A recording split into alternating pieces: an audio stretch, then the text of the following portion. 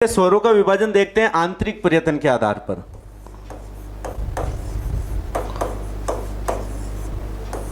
आंतरिक प्रयत्न के आधार पर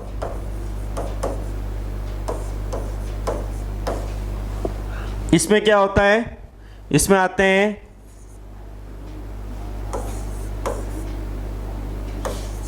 संवृत स्वर,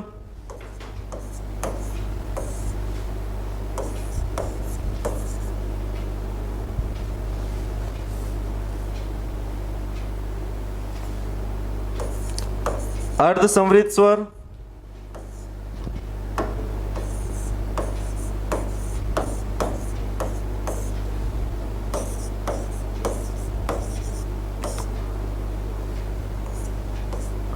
अर्ध विवृत स्वर और विवृत। ये स्वरों का विभाजन है, सब में स्वर है पीछे।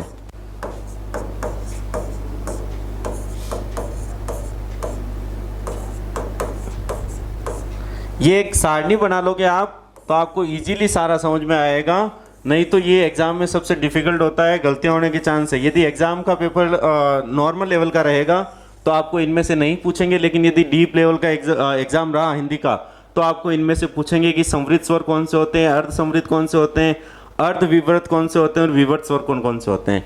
इसी में हम और वर्गीकरण ले लेते हैं स्वरों का। अग्र स्वर, मध्य स्वर और पश्च स्वर।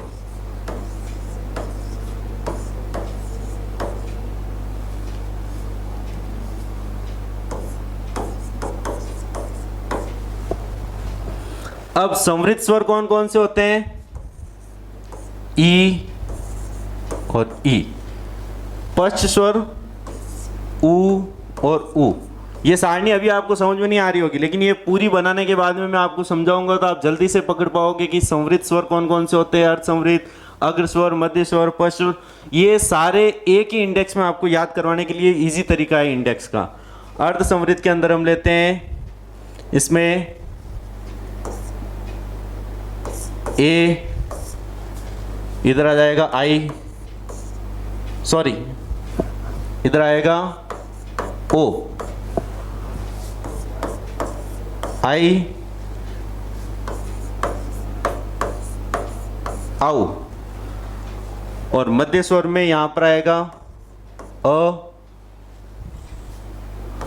और इधर आएगा आ।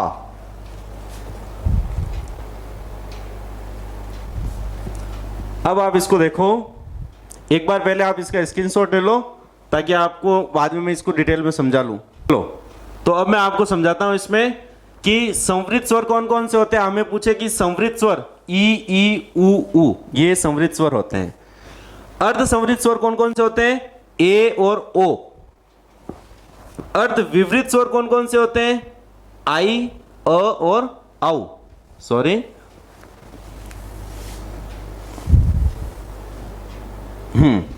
अर्ध विवृत स्वर कौन कौन से होते हैं, आई, अ और औ।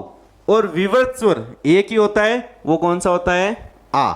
ये तो पर्यटन के आधार पर पूछते हैं। ये संवृत, अर्ध संवृत ये होते क्या है, ये हमारी मुंह की आकृति के आधार पर होते हैं कि किसमें संवृत ई जिसमें हमारा मुंह कम खुलता है, विवृत वो होते हैं जिसमें हमारा मुंह ज्यादा खुलता है, आ पूरा मुंह खुलता है, और अर्ध विवृत में जिसमें आधा मुंह खोलना पड़ता है। अर्ध संवृत में यही रहता है जिसमें हमें कम मुंह खोलना पड़ता है, और संवृत में बहुत ही कम, जैसे कि ई जिसमें मुंह बंद करके बोलने पड़ते हैं, ऊ हमें होठों की आकृति संवृत हो जाती है, सिकुड़ जाती है।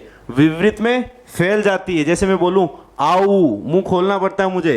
अर्ध विवृत है, आधा खोलना पड़ता है, आ पूरा खोलना पड़ता है। इसी कारण इनके ये नाम है। हमें तो उनमें नहीं जाना है, आपको मुंह से डिजाइन बनाने में नहीं देखना, आपको तो एग्जाम में याद करना है। एग्जाम में पूछ ले विवृत स्वर कौन सा है, आ। अर्ध विवृत स्वर कौन से होते हैं, ए, आई, अ और आउ।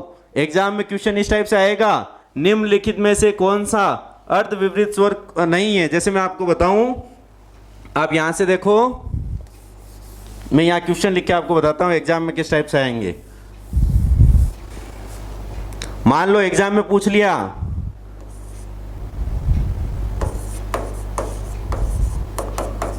अर्ध विवृत स्वर नहीं है, इतना सही पूछेंगे नहीं है, ऑप्शन में दे देंगे अ ऑप्शन में आपको दे दिया आई, ब में दे दिया आपको अ, स में आपको दे दिया आउ, और द में आपको दे दिया आ।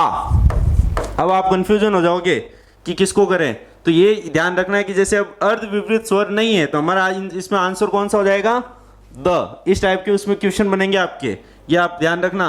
अब जरूरी नहीं अर्ध विपरीत का ही पूछे, आपको ऐसे भी पूछ सकता है निम्नलिखित में से कौन सा। अब जैसे यही क्वेश्चन है हुबहू, और मैं इसको इतना सा कर दूं, अर्ध को हटा दूं और नहीं को हटा दूं, विपरीत स्वर है निम्नलिखित में से कौन सा विपरीत स्वर है, तो भी इसका आंसर कौन सा होगा, द, क्योंकि आ क्या है, विपरीत स्वर है। इस टाइप के इसमें क्वेश्चन बनेंगे। तो ये स्वरों का वर्गीकरण है। अच्छा, अब ये ऊपर वाले क्या है, अग्र स्वर, मध्य स्वर, पश्च स्वर, ये स्वरों के उच्चारण स्थान कि ये जीभ के कौन से हिस्से से उच्चारित होते हैं। अग्र स्वर, इसको याद करने का बहुत आसान तरीका है।